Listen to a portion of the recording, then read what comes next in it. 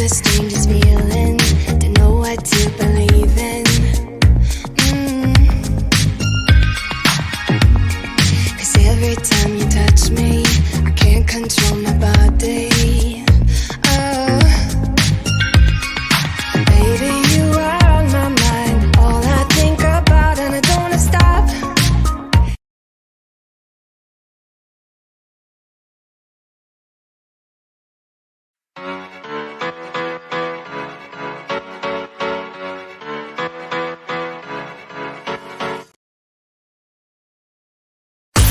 From dating to relationships, from sex to love, from Christianity to politics, from darkness to light, you have now entered into the real zone.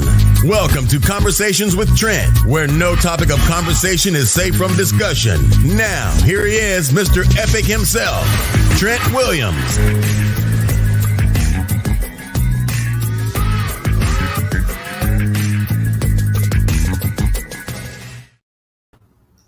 What's going on? What's going on? What's going on, beautiful people? Welcome to Conversation with Trent and Friends. Dee and I thank you for actually joining us tonight. We got a special one tonight, a real special one tonight on the B2G Unity TV platform. Thank you guys for tuning in, along with YouTube, all that stuff, and Facebook, all you guys. Thank you guys for tuning in, especially on the B2GUnityTV.com site where we're streaming live. We got a good one tonight. Saving our sisters, trying to avoid racist health care. Let's get straight to it. Health equality for Black women in the United States are lopsided compared to their counterparts. We're to place a spotlight on this chronic issue. Like Dee said last week, we're going to use this platform for good. So let's bring Dee in and let's get this going. Hey. Hey, how are you? What's going on? How was your day? It was good. I was running a little late because Amazon had a delivery. You know, they'll be there between 6 and 8. The guy shows up at 8 at the dot. I'm like, oh. Exactly. No, it's good. It's good. So, healthcare equality for Black women in the United States. You and I know this, as you educated me on this last week after several conversations. And to be honest with you, I needed to talk about it because I was totally ignorant to it, oblivious to what was going on with the sisters in the healthcare. And after speaking to several friends, not just one, I spoke with several friends, and they've had similar situations in different parts of the United States, not just in one area, in different parts. And I was blown away by that, blown away. So quite frankly, like I said, I want to talk about it. You know, we're going to talk about the social conditions and all this stuff, what creates the environment for health disparities. But it's a little more than that, and I know you got the goods on it. So I'm going to turn it over to you. Hey, thanks. So this is actually one of my, the things I've been working with on the ground for years. And the reason I came up is because when I had my own son. So I had Xavier in 2013. I was 42, so I was considered a geriatric pregnancy. And I gave birth at Hopkins, supposedly one of the best hospitals in the country, right? Right. So in August, Xavier was born in October.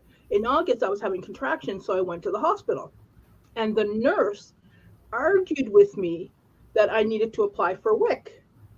And I told her I don't qualify for WIC. If I qualify for WIC, there's something wrong with the problem. She's like, well, our student doctors qualify for WIC. I'm like, yeah, they're students. They don't make that much money. I don't qualify for WIC. Right. And, and I said, I need to speak to the doctor. I need to know what's going on. She's like, well, one will be why with you. And she was just like the rudest nurse. And then the doctors came in. The doctors did not enter the room. They stood in the doorway. And I said, are you going to come into the room to discuss this with me, or are you going to stand and talk to me from 30 feet away? And the doctor looked at me. He goes, I pick up an accent. I'm like, yes, I'm originally from Canada. Right. This is not how patients should be treated. I have never been quiet. I'm always outspoken. Right. And I said, what kind of bedside manner is this in a learning hospital? And the nurse is like, she doesn't qualify for WIC either. She thinks she knows everything. I'm like, excuse me, you can leave now because I do not want you in my room. So I kicked her out. Another nurse came in, a black nurse, and she's like, what happened? I'm like, the previous nurse was arguing with me that I need to sign up for WIC and I don't qualify for it. And she just went, all right, got it. So explain to the folks who, because I'm actually ignorant on this as well. Mm-hmm. Why were they forcing you, trying to get you to apply for WIC? Because in Baltimore, the prime around Baltimore is mostly low-income Black women. So the assumption was that I was a low-income Black woman and that the treatment I would receive was the treatment that they would give to the other women. Now, I have financial privilege, and I fought for my financial privilege. I pay really good insurance, and my insurance was covering that bill, and I want to make sure that I get the treatment that is expected. Exactly. And so I fought for it, but not everybody knows their rights. Not everybody knows that you can kick a nurse out. Not everybody knows that if a doctor refuses to treat you, you can tell them you want that charted. Exactly. If they refuse to give you a test, right, get that written in the chart. And people are like, why? I'm like, because if something happens, it's written down. Right. And there's repercussions for that. But so let's get into a little history on. Well, let's say hi to the folks. Is there anyone in there? Sure. Let me get the comments up, and then I'll have some statistics for you. Hey, Martine. Hey, Martine. So let me get into the statistics. So the United States has one of the worst maternal death rates in the developed world. And the numbers they're getting worse, not better. So in 2019, it was on average 20.1 deaths per 100,000. In 2020, it was 23.8 deaths per 100,000. Now, those are average. Now, these are Blacks or just women? No, women. That's just average women. Wow. Now, when you apply the non-Hispanic Black mortality rate, it jumps to 55.3 deaths per 100,000. That's like 2.9% times the rate for non-Hispanic white women, which is 19.1. Right. And so, yeah. Now, here is the thing. Everybody talks about the abortion laws. They're actually making it harder for women to get proper health care. So if you have an ectopic pregnancy, it's going to be a harder time, because in order to end an ectopic pregnancy, you have to have an abortion to end the pregnancy, because it's not viable. Your tubes will be exploded and you can become septic, all kinds of stuff. Here's the problem. When politicians are talking about all the women's health care, it's all men in the room. There's no women in the room. I watched a congressman talk about an ectopic pregnancy and tell them they can just move it. I'm like, sir, you have no idea what an ectopic pregnancy is. Right. So I want to shock you a little bit. Go ahead. You know what the chainsaw was first invented for? Nah, I don't. It wasn't for cutting trees down. It was for childbirth. In 1780, so when a woman would give birth, if the baby was too big, they used to take a knife and cut away bone and tissue, and then these gentlemen invented a saw, so it was easier to do. It was hand cranked to cut away the pelvis to get the baby out. Wow. Yeah. That's barbaric. Wow. Let's talk about Black women in the United States and their experience. We know what that's rooted in. It's racism. They go all the way back to the slavery time, with Black women in healthcare and the institution, that being United States, and dealing with women in that. You got some numbers on that? On what? As far as where it started from, not numbers, but where the little history on it, as far as. Oh yeah, it's Dr. J. Marion Sims. So he's considered the father of modern gynecology. So the father of modern gynecology operated on enslaved women without anesthesia. And then after perfecting the techniques on these women, his victims, Then he went on to Pretty offer the much. procedures in Europe to wealthy white women who were sedated. Wow. So yeah, some people he was a monster. You know? There's no all his research when you look at it and you start looking at the different ways he perfected different techniques Right. is crazy. What's so funny about that? We know that African American women, or African women, were forced to procreate, right? But Mhm. we know that was for economic gain. Yeah. Once it was became illegal to import slaves, they made my family was on a breeding plantation. Okay? That's what they did. They bred us and they put us in the cattle books. That's why it's so hard to Exactly. find documentation if you're going looking for it, because most of these families still hold the documentation.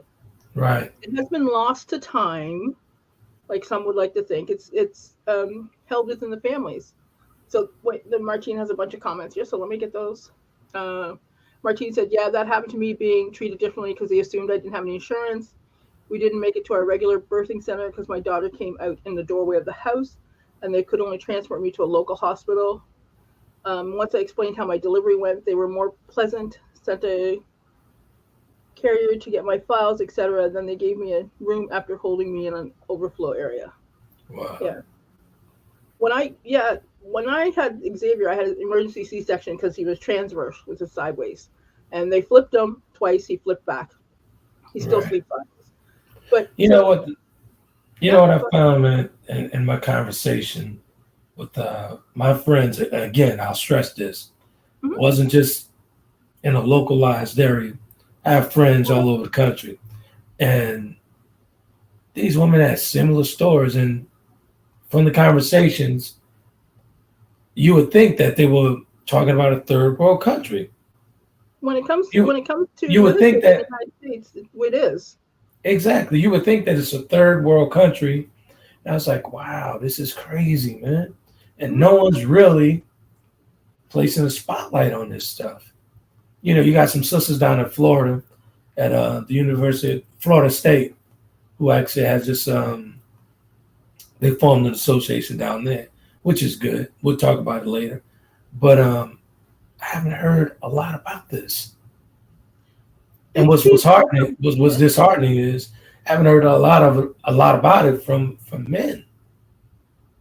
Listen, sir, black men are too busy talking about being the alpha and all this stuff, and listening to what's this boy that died, That's Mr. funny. Samuels. Yeah. Yeah, because and people talk about, oh, women are the weaker sex. Sir, if you've ever had your cervix checked without medication, without any numbing, you would take that back immediately. There's some Right. videos about men wearing a period simulator, and these boys could barely last a minute, and they're like, "I can't stand up." I'm like, "Sir, you got to stand up. You got to take kids to school. You got to work. You got to cook. You got to clean. There's Right. no, this is the. I'd like to say it's ignorance, but it's purposeful ignorance. Because if people actually did what was necessary, the world would change if women were treated better in the United States. The whole of the United States would be different. And people vote against their own best interests all the time. I can look at the statistics and see exactly why Texas is the way it is, by who voted what way. So I was But doing this research, right, mhm, and ran across these courses, these online courses through Harvard, right, mhm, in the upcoming season. It's for March and for June and whatnot. And right. it's talking about reducing the racial disparities in healthcare, where they actually they actually offer these classes to the leaders in different organizations Yeah. to be more sensitive. And that, I'm sorry. That in itself, to me, is pure ignorance. I'm gonna tell you why. That's a moral thing, man. You know what I'm saying? I mean, to want to treat people fairly. Come on, man. You got to be taught how to handle situations like that, treat people fairly. Sir, there, when you start digging deep into the information, it is known that Black children will be refused pain medication more than white children. Yeah, I So read that too. yeah, like Yeah. I've taken Xavier fell once and cut his cut his right in his eyebrow, and he had to get stitches.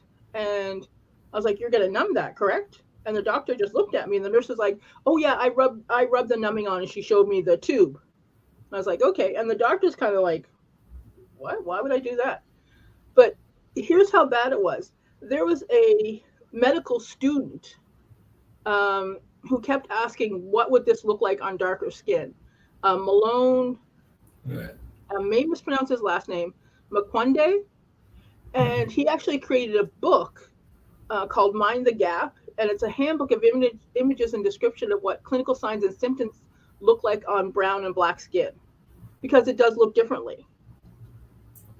And see, here's the thing, in my opinion, this is where we get down to the root of the problem, the real root of the problem, and not skate around the conversation of all this disparity in healthcare, and not only for women, but for men as well, for kids, black kids as well. Let's get down to it and call a spade a spade. It's That's what racism. it's Why do we say about. that? Pure and You simple. know what I'm saying? I'm like, just for me alone, I'm like, when I saw this thing on Harvard online, offering online classes to leaders in different organizations to, be sensitive, to the black race and all. And they doing these classes June 23, March 23. They're coming up. The Well, programs, they're coming up. there's lots of courses out there. I'll tell you why the abortion laws are so strict now. It's not because of saving children's lives. It's because in by 2035, 2040, the majority changes and white people Exactly. become a minority. It's not to save babies' lives. It's to Now we increase get to the meat and white potatoes. babies' lives. That's and people are like, Dee, that's not true. I'm like, you know what? You look at the numbers. The numbers don't lie. Right. In Texas, for example, white women aren't having the most babies. Nope. So you know what? The only way to switch it around is, well, you can't have. You're going to have those babies now. Right? So Exactly. it's sad. And I see. I come from a different. I come from a country of universal health care, where Right. you can get preventive medicine. There's you can walk into a doctor office and you do that. That's not available here. So if you're Not at poor all. and you're not close to like a planned pregnancy where you planned parenthood where you can go in and get uh, prenatal care. Or You know what? I was first exposed to Canadian healthcare when a friend of mine over in Windsor Mhm. needed assistance getting to the hospital, right? So I went through the tunnel over to Windsor. As you know, it's Yeah. right there across from Detroit. Mhm. So picked her up, took her to the hospital, and I'm thinking that, she's gonna need help with totally free. Yeah. It was free. Blew my mind the first time when I was sitting there with her. She filling out the paper. I was like, "So you don't have to pay for anything?" Once she was done, it's like, "No." That was my first introduction to free healthcare in Canada. Yeah. My stepdad. Totally Yeah. different situation. My stepdad has a heart condition. He went to the hospital. I called up to see how he's doing, and he was complaining they were charging for parking. I'm like, I'm like, sir. He's like, don't they know sick people at the hospital? Why are they charging for parking? And he calls all Right, kinds of names. But and people don't realize that Canada works on a triage system. The sickest get hurt first. So if you go into the hospital and you got a cough, you're going to wait if there's a car accident or a heart patient or a head trauma or something like that. right. Okay? And then people are like, oh, people are going to the United States. I'm like, no. Canadians not rushing to the United States for care unless they're rich and they're going for the shortest wait, which Americans, that's why they go to like Turkey because it's cheaper, or Mexico. That's Exactly. just the way it is. But down here, preventative medicine it's not encouraged. Exactly. Right? So you have a lot of people who it was what 4 out of 5 maternal deaths can be prevented. 4 out of 5. So out of those 55, 4/5 of those women could survive. Right. You know, that's a lot of people who are dying unnecessarily.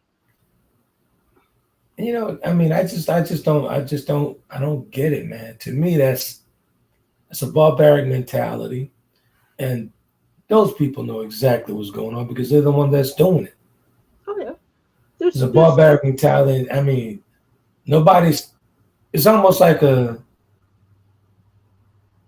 you can't talk about it. Like, you can talk. People. Here's the thing. And I found this since moving here. People are so diametrically opposed to being called racist, but they have no problem doing racist hey, man, things. it is what it is. At this point, it is what it is. After I'm reading this, it's piles of plethora of stuff here. And I'm like, wow, I can't believe this is some racist bullshit. They did a study on medical students, and more than half of them thought we had thicker skin and had a higher pain tolerance. It's got to call it for the word. And here's the thing, I read these articles and all this stuff all the time. And they have some magazines come back what the real issue is.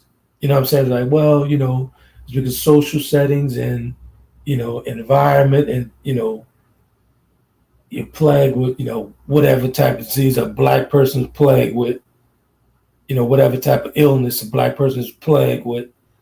I don't buy that.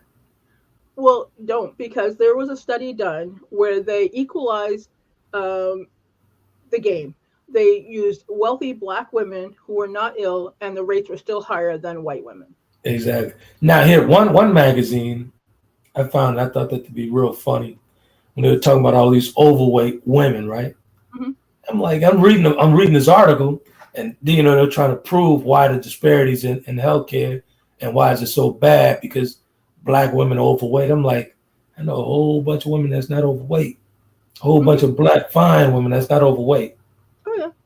When I went, I had to, because I had good insurance, they took advantage of it, and I had every test you could have, and the doctor's like, well, all your numbers are fine. I'm like, yeah, just because I have extra poundage doesn't mean I'm unhealthy. I said, I bet my cholesterol levels are better than yours. He's like, well, they are. I'm like, all right. So I'm just an older woman who got pregnant. Naturally, planned. I'm like, let's do this. But because I was of my age, I had to go to the Latino, exactly, the high risk doctors. But so for the viewing audience, do not buy into this whole thing about you guys are prone to high blood pressure and glucose levels and everything that supposedly African Americans deal with. Yeah. Come on, man. Listen, come on. They gave me the glucose test. Now, I don't eat a lot of sugar. My weight is because there's trauma and there's eating disorders behind it. It's a whole other story. So I had to do the glucose test, and my number was right on the line, right? Mm-hmm. So either way, they still prescribed me diabetic medication to lower my fasting levels. They almost killed me. I woke up one day and and thank God I woke up, because I probably shouldn't have. I woke up, felt really weak, and immediately checked my blood, and my blood levels was like 55 or something, like really low. I can't remember the exact number. So I had some orange juice, drank that, brought my blood sugar up, and then went to the doctor. And I told him, I said, you can't give me this. I'm not taking this. I'm not measuring. There's nothing wrong with me. I don't have diabetes. There's no diabetes in my family. Exactly. I'm not doing this. This is ridiculous. You're making assumptions. And I'll tell you something so funny with me, right? When I had to bleed on the brain. So they placed me on blood pressure medicine. I've never suffered with high blood pressure at all. Yeah. So once I was able to, start moving around and, dieting better and all this good stuff. So I was like, hey, doc, I said, we're going to talk about taking me off of these high blood pressure pills. Yeah. And he said, well, your numbers are good. You're still taking it. I said, well, nah, I laid off it because I have a monitor here at the house where I monitor and it goes directly to him. Right. I take it and it goes directly to him. It's digital. So an entire month, just real good numbers. I just started dieting better, eating better. Yeah. I did away with the pills, so I had to literally force him to take me off of them. Mm-hmm. I'm like, yo, I don't need that anymore. Yeah. I'll take the aspirin to keep the blood thin because the situation with the head. But other than that, nah, I don't believe in that. You taking all these foreign things into your body and all that stuff, man. You can do it the natural way. Well, not everybody can because of food deserts. I Not agree. everyone has access to healthy foods and I processed agree. foods are cheaper. I agree. Especially, But especially now. as for me, I'm not doing it. Yeah. So you could afford not to do it. Yeah. If you had a whole lot less money, you wouldn't have a choice. Yeah. Right? That's true. So there's a lot of issues that go into behind what's going on. But the problem is that even if you do what's right, you have insurance, you take care of yourself, you eat the right foods, everything, you still walk into that doctor's office and you're not getting treated properly. Exactly. Right? So there's a lot of pre-existing preconceived ideas of what we're supposed to look like. I was also with the research, doing the research down in Florida. They're doing some great things over there. Mm-hmm. These sisters have a whole network of folks where they seek out Black doctors. They got a whole situation going on over there. These sisters called the National Society of Black Women in Medicine, formerly known as Black Women in Medicine, Inc. They founded this back at Florida State University. Yep.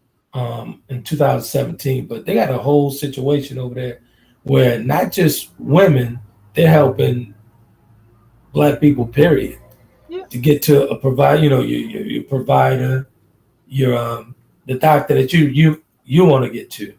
Mm-hmm. It doesn't have to be, any other race. They got a whole network full of folks that they actually work with. Mm-hmm. I thought that was a very noble thing, man, for those guys to get together and do that because they saw a problem in their area. Yeah.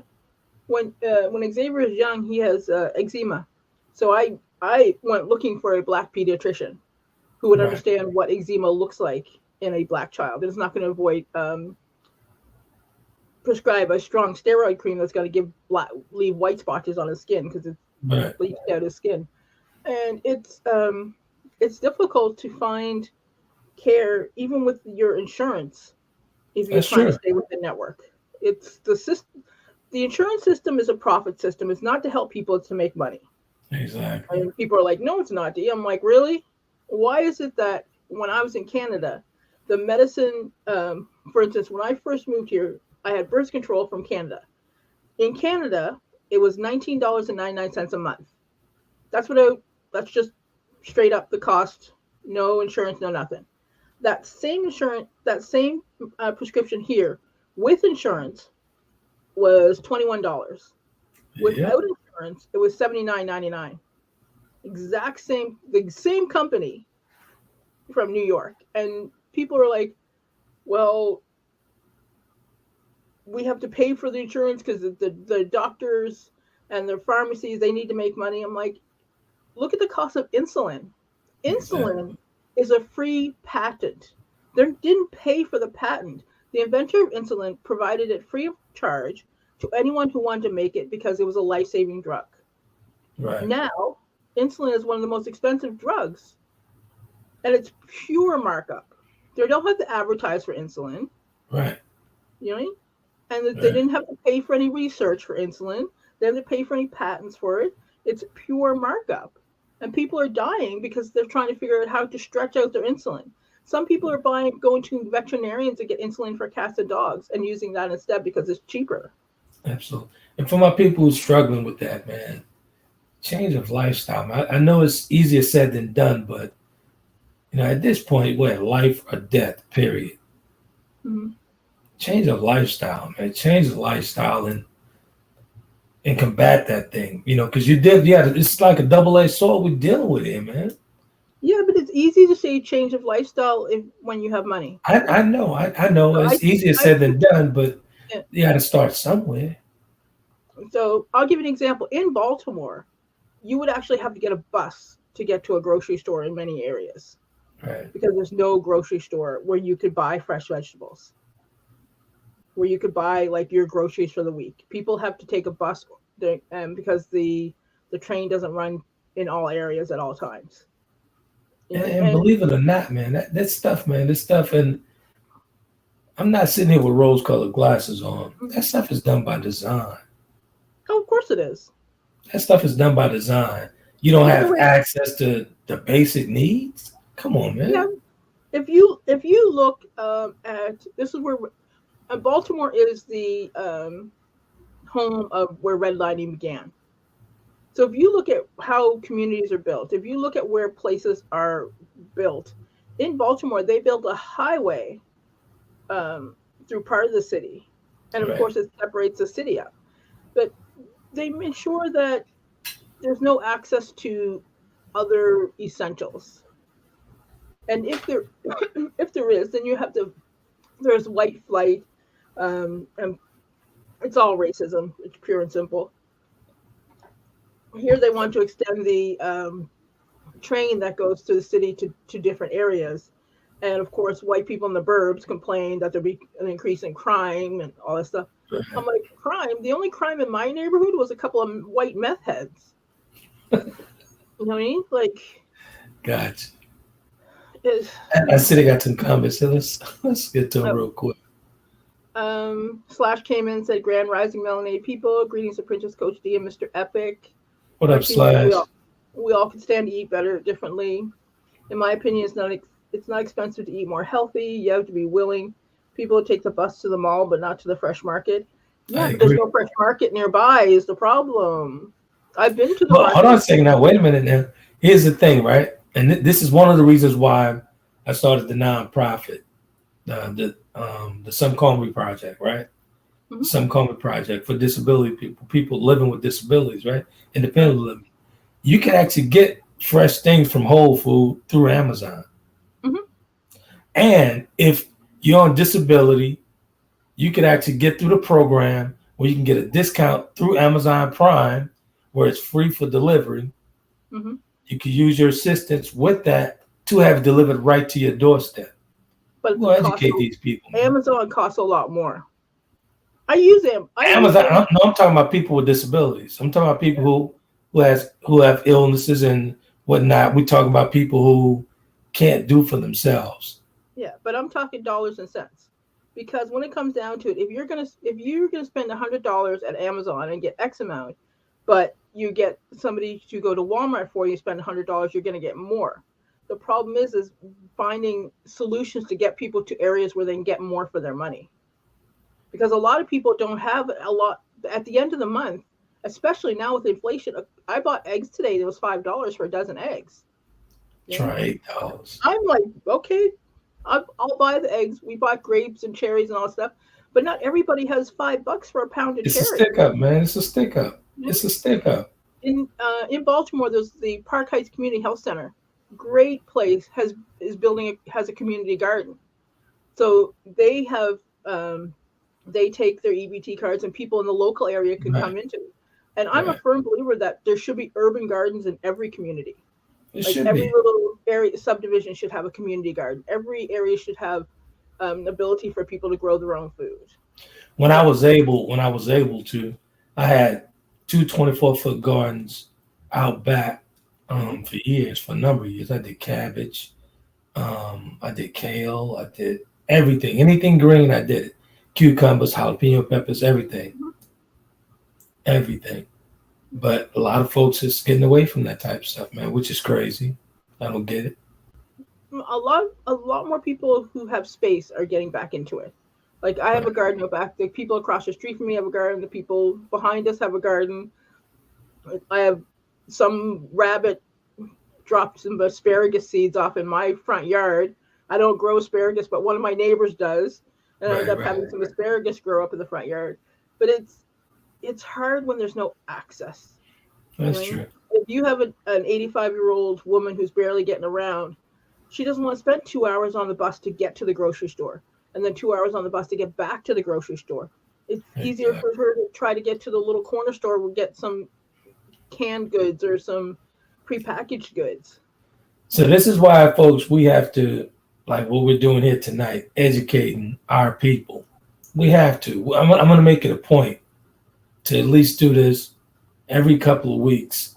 Come up with something where Dee and I are educating our people. Because if we don't give them the information, you won't get it. Yeah. Yeah. So when it comes to medical care, always make sure that you use your voice. The patient advocate in the hospital is not there for you. They are to protect the hospital. Right? Pretty much. Always make sure and I tell people, if they refuse a test, get it charted.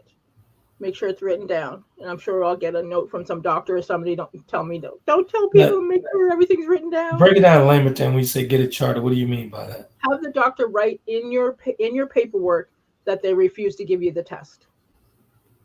Have it written down. Because guess what happens? As soon as you tell them that, then they start thinking about medical malpractice. And all of a sudden, you're going to get the test that you need. Exactly. Right? There should be no reason why women are suffering with endometriosis for 5, 10, 15 years and getting shuffled from doctor to doctor and being told it's all in your head or it's not that painful. When there are tests for it, then you can check.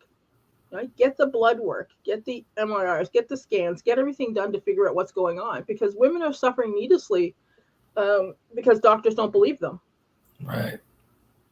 You know what's so funny? Like with me, well, not funny, but for me, when I fell ill and I'm in the hospital, I didn't know what was going on at all. I was out. I was like unconscious, and they were gonna cut me in the head. They were gonna do surgery on my head. Thank God my brother was like, yo, I think I need to rescan him real quick.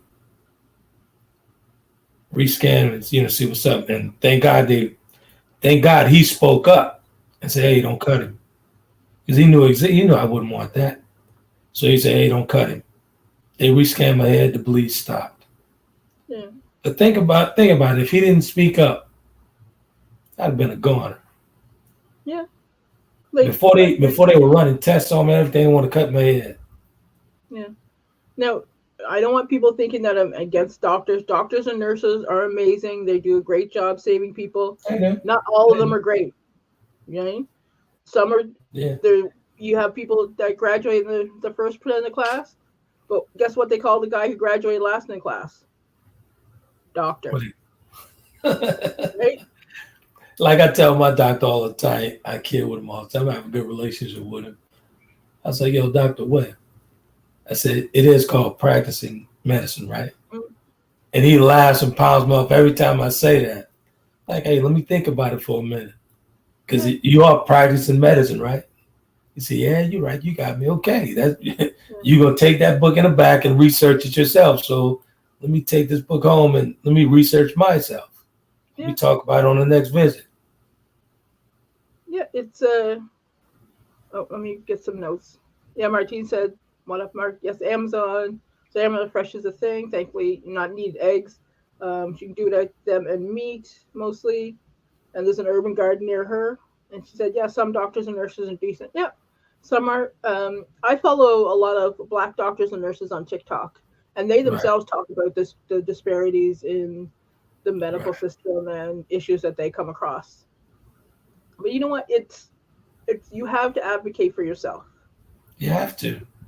You have to speak up. It's very important and it's very imperative that we speak on it when we see it or say the way people are dropping like flies, man, every day. Mm-hmm. Every day. I'm seeing a person that I know every other day dropping like flies. Mm-hmm. You have to speak up for yourself, man. You can't be going to the doctor, and you can't be intimidated by this stuff. You got to ask these questions because this is life or death. In our community, we don't tell about what people die of, and we need to do that.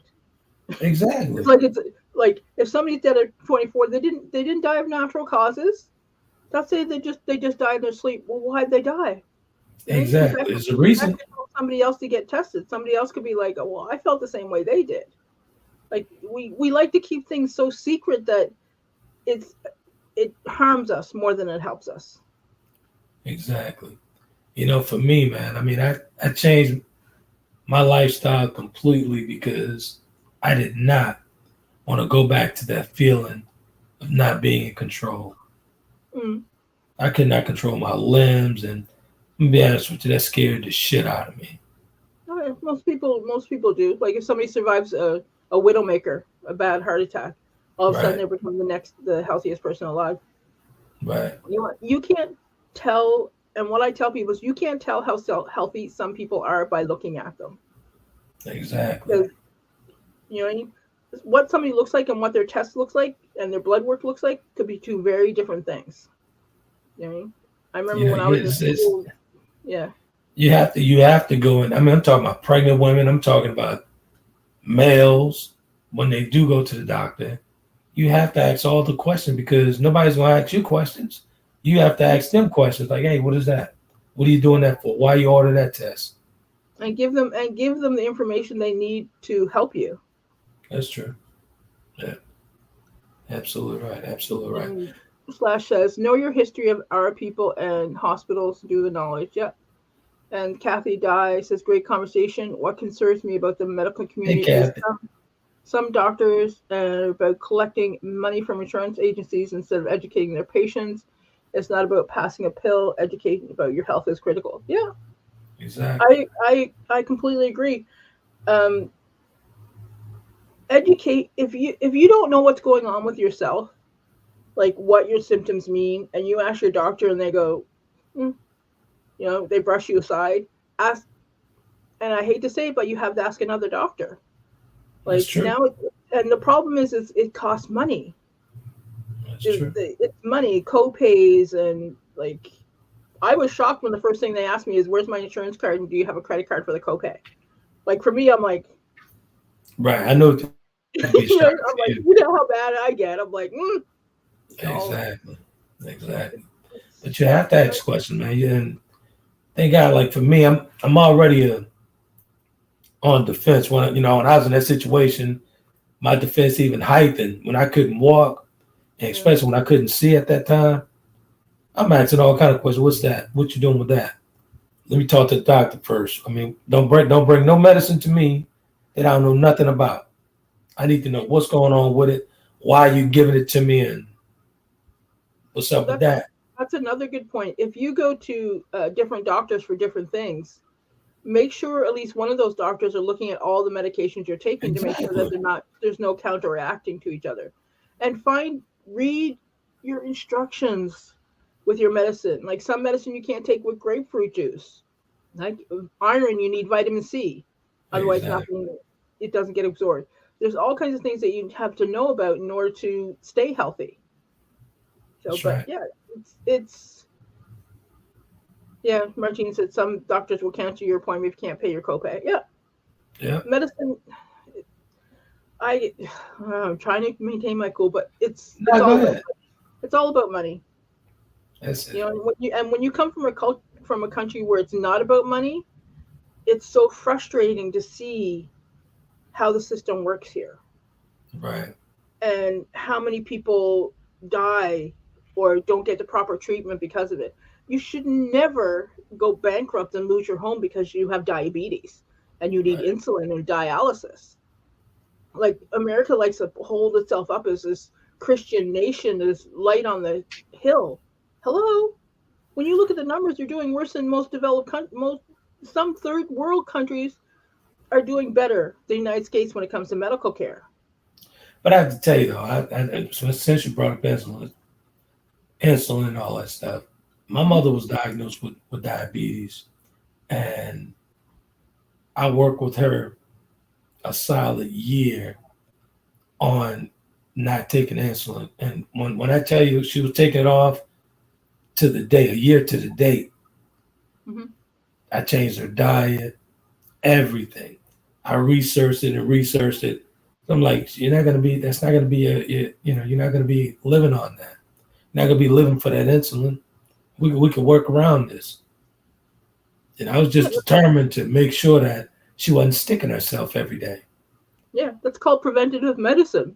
Exactly. Yeah. Like Yeah. for instance, my ex-husband has gout, so I researched gout. gout has trigger foods. Yeah. And if you know what your trigger foods are, then you can eliminate a lot of gout attacks. Alvin knows about the gout.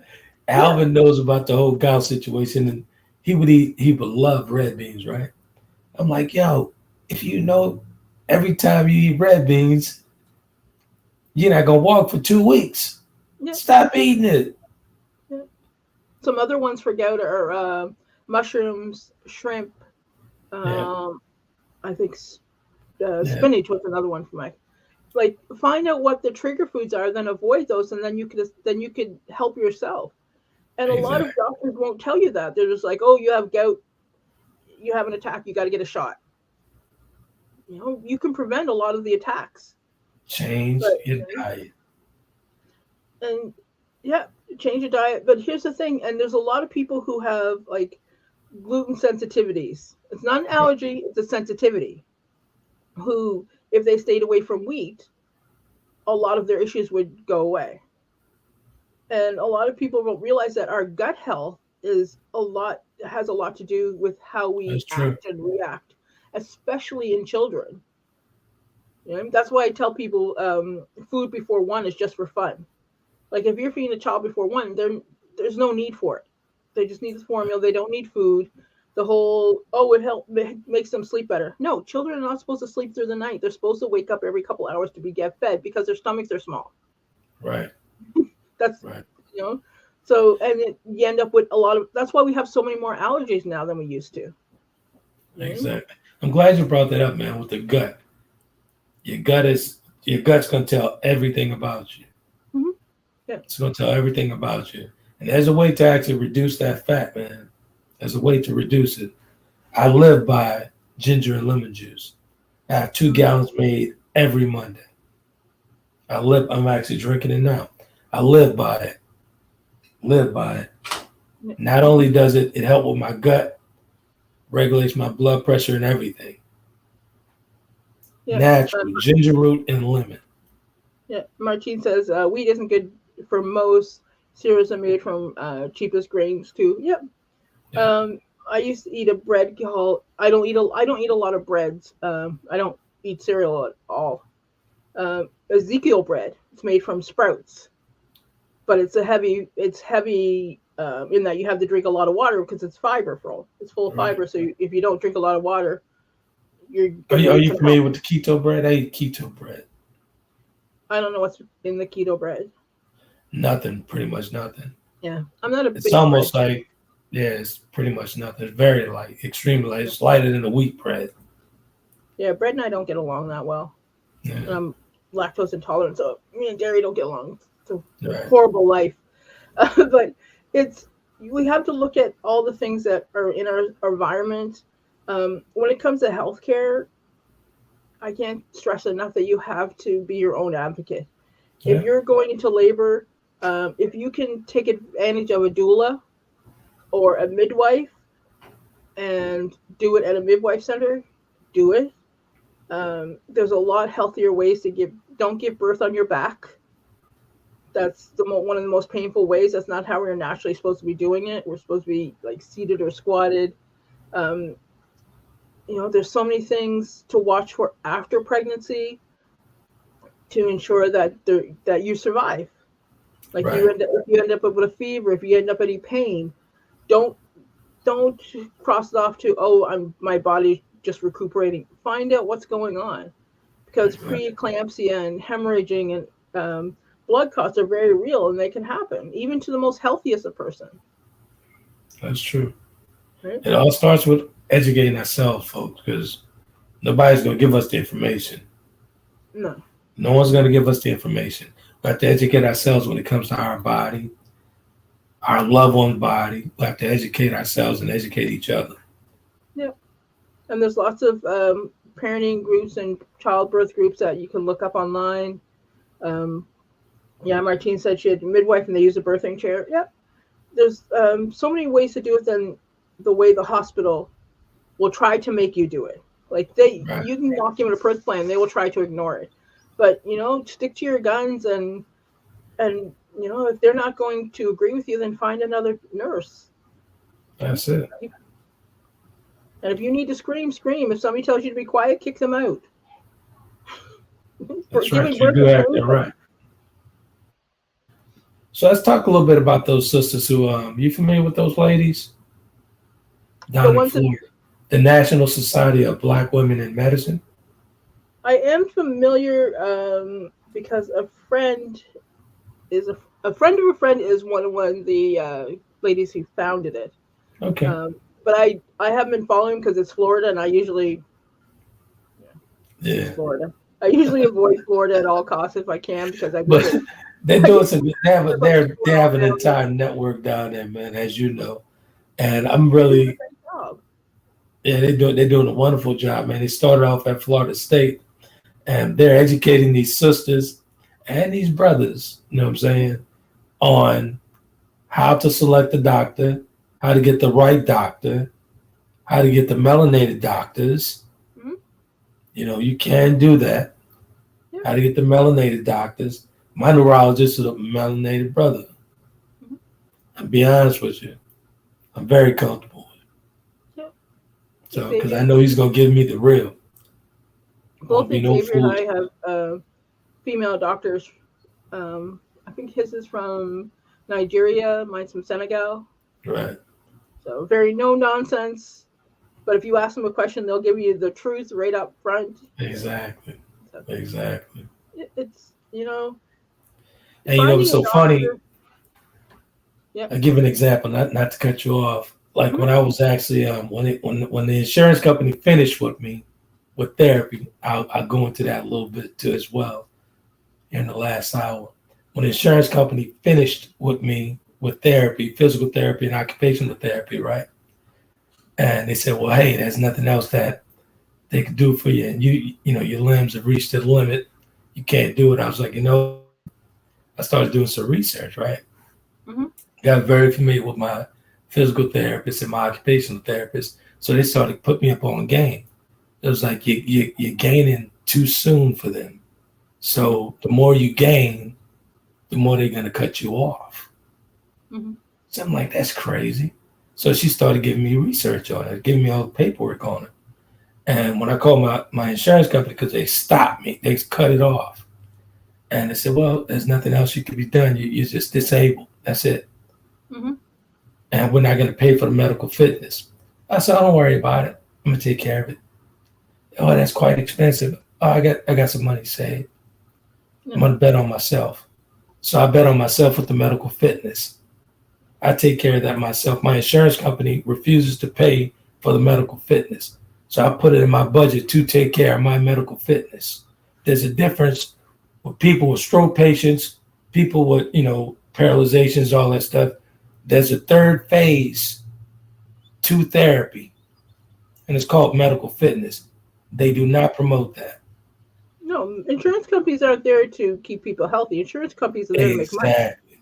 So if I didn't have that melanated brother telling me about these things and writing that script for the medical center, for me to get in, I had to have a doctor's slip to get in, to get a discounted rate.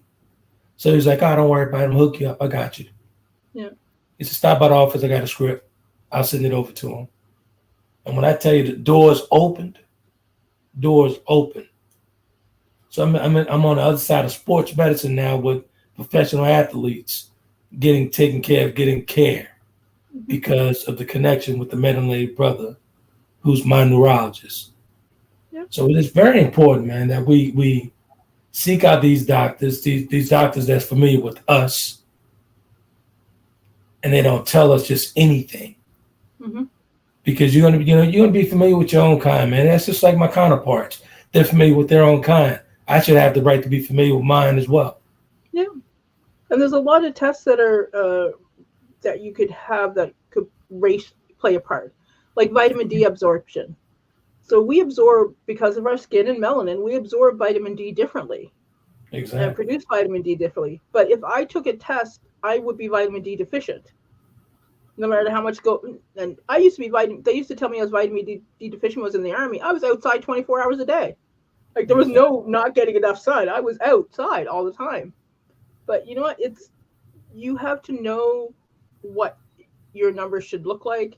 You have to know That's what right. to ask the doctor. There's a lot of studying that requires, and a lot of people don't have the time, don't have the capability sometimes to get the information that they need to stay It's healthy. true. And But I let had me tell to, you, man, we said we're going to use this platform for good, and we also got to give them straight talk. For I, me, it scared me straight. I had to. I had no other choice but to make sure that I was taken care of. Nobody else was going to do it for me. And that's what you have to do, man. Get off your ass and do the research yourself, because nobody else is going to do it for you. yeah, like I asked my doctor, I'm 51. I'm like, shouldn't I be in menopause or perimenopause? She's like, no. I'm like, what do you mean no? She's like, you had a child at 42, naturally without assistance. That means you're not going to hit menopause for another good decade. I'm like, man, Wow. a sister needs a break. But Well, as much as Tammy talk about menopause on the show, she's somewhere swinging in the air because you just said that. yeah, oh yeah. But I'm like, every month I'm like period comes and I'm just like, I'm tired of it. This has been long enough. We need to end this. There's no more Right, babies right. coming. So I have the last, because Slash said, all right, now don't tell them the secret of how to properly do a number two. A lot of people don't, and it's funny because a lot of people don't know how to properly do it. I have what's called a squatty potty. If you're Wait, sitting on what? a squatty potty, I because know what you're saying. it's a stool. Because if you're sitting on a toilet, it doesn't actually allow your body to properly um, Remove. Yeah, evacuate I itself. got you. Yeah, I got you. Yeah. And yeah, and so a squatty potty, if you put your feet up into a squatting position, like put your feet up on it, the next time you have to go to the bathroom, put your feet Oh, up it's on the gonna come toilet, quicker. It's definitely gonna come quicker. and you're gonna find if you're pushing, you'll have trouble. But yeah, elevate your feet up into a squatting position, and it'll be a whole lot easier. Right, right, So there's right. my tip for the day: use a squatty potty. Uh, Who brought that up? Slash brought that up. Slash did, yeah. Martine says, I sit in the sun daily. The sun was yesterday, putting my hair out there, taking naps in sunshine. It felt good. And menopause hit me in my late 40s, thank goodness. And she goes, most toilets are too high in the US. I don't know. Well, I have bad knees, so I have a chair height toilet. But as long as you can get your feet up, if you can put a stool in front of your toilet, Yeah, do it. go at it, man. You got. I'm sitting on it like a king. To be honest with you. And you should be going to the toilet after every meal. Absolutely. And a lot of people are like, what do you mean, Dee? I'm like, you should be evacuating your bowels after every meal. If you're going once or twice a week, think about how much food that's been not processed that's sitting in your. Exactly. And for those folks who are actually on medication, and just make sure you're you're intaking the proper water amount daily. Make sure if you're on medication, make sure your intake, as far as water goes, it's favorable, a favorable amount of water to keep you hydrated and keep things flowing. Because if you're constantly taking medication, eating, you're stockpiling waste. Yeah. You got to get that stuff out of you. So Slash had a great question. Can we get some melanated doctors and midwives on the show? Okay. You know what? I know I could definitely get my neurologist. Yeah. That's I a give my doctor. neurologist. Yeah. Yeah. Martine says you're not supposed to push to poop. Nope. Goes a few times a day. That may be Yeah, true. no push. You know what? You know what's so funny? Not funny. When I was leaving the rehabilitation center, someone was like, "Hey, I'm glad I caught you before you left." I was like, "Why?" He said, "Because you're gonna be by yourself, and when you go to the restroom, I don't want you to strain." I was like, "Why?" He said, "Because you pop something up there in the dome." He said, "Don't strain." He said, "Make it come out as natural as possible." So for the last 3 years, I've been meditating on the pot and just naturally flow out because I don't strain at all. A strain for me would be detrimental. Mm-hmm. So Yeah, because there is I forget what nerve that is. That's down there. he called that nerve. He said it, but I don't remember what it was. I want to say vagus nerve, but I may be wrong because I'm not a doctor and I took anatomy like in the 90s. Right. So, and So I was I did thinking not do well on my anatomy exams. we're right up on the 8 o'clock hour here. But What's your takeaway moment first? And then I was thinking maybe we could do this like maybe once a month and Or talk like about a social justice conversation once a month. pretty much. Yeah, That works. pretty much. So my takeaway is you need to be your own advocate. Find out about as much information about your own health, so that you can help yourself. Exactly. My teachable moment is be completely open with your provider. Ask all the questions you need. And if you're not sure, ask more questions. Even if you have to, and work with family members. If you're in an uncompromising situation like I was, who's ever caregiving for you, make sure someone's that's surrounding you who's going to ask the question for you in your time of need, and you can't get to your own voice box. So make sure the people that surround you will ask those same questions. Make sure you have critical thinkers on your team and in your boat. Mm-hmm. And make sure people know if you are an organ donor, or if you have a if you do not want to be resuscitated. Make sure That's very important to have paperwork. Yeah. Make sure people who are in charge of your paperwork know that. Exactly. This is a good one, man. I feel good about this one. It's pretty good. Yeah, and Slash is right. We should get some doctors or a midwife, and we can have they can have more educated information on it, because they are trained in it. Exactly. I'm a big believer of we need to fight still, because there's so much inequality in a lot of areas. Absolutely. Whether it's education, healthcare, access to food, access to medicine. Heck, even our farmers are getting a rough, raw deal half the time. Pretty much. Especially the black ones. Oh, that's a whole other conversation. We don't want to get started on that. So until next week, folks, we really thank you guys for tuning into the B2G Unity TV platform. Dee and I really appreciate that. And as always, we're going to continue to bring these thought-provoking conversations daily. We're going to, I'm actually working on a friend of mine out in North Carolina to try to get her to do some things on a platform as well. So we're going to have a couple things coming up, plus the meditations. We working on the meditation, all that stuff for Dee as well. Good stuff. As always, Coach Dee, I really appreciate you. I wouldn't be anything without you on a platform here. You make me look good. You make me look good. That's all right. We work well. We are a good team. But we are. Yeah, and viewers, if you have any ideas of conversations you want us to have, give us a shout. We're more than happy to have it. We like spicy conversations too, so don't hold back. Absolutely.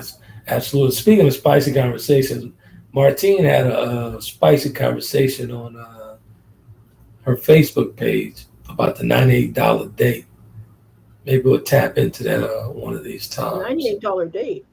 Yeah, like that's $98 date. Is that a good amount to take a woman out? $98. Oh, that's a good. How about we do that next Sunday? How much should a date cost? We can do that. I'll just say this: my cap is $150 for casual dating. That is, and I'll explain. Mm-hmm. I'll explain on Sunday. $150. Yes. You lie. Be quiet. I forget who I'm talking to. You know me like that.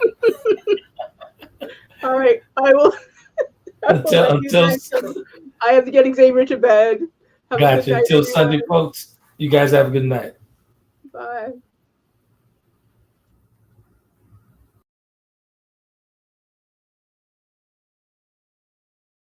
Conversations with Trent in conjunction with Taylor Kennedy Media and your radio network would like to thank you for calling in and listening to tonight's episode. We hope that tonight's conversation offended you just enough to turn your mirror inward, to come back for more. So until next week's conversation, be epic.